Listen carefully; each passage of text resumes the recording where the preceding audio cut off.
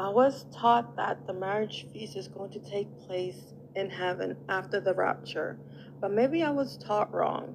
If the marriage feast was in heaven, why would the dead be resurrected when Jesus comes back in the second coming if they are in heaven to begin with? This tells me that the feast is going to take place on earth, not in heaven. The place that the feast is going to take place is in the New Jerusalem on earth, while the wrath of God is taking place in the second half of the tribulation.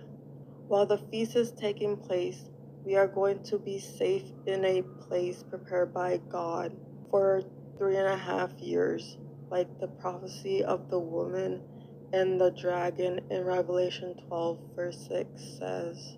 Then the woman fled into the wilderness, where she has a place prepared by God that they should feed her there 1,260 days, 3.5 years.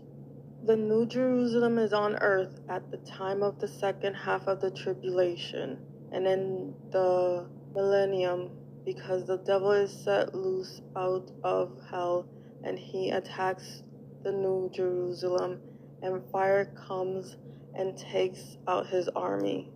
In Revelation 20, it says that Satan will be released from his prison and will go out to deceive the nations in the four corners of the earth and gather them for battle. They marched across the breadth of the earth and surrounded the camp of God's people, the city he loves. But fire came down from heaven and devoured them. Since the beginning, God has taken care of us from the garden to the cross. He has always had a way to save and take care of his children.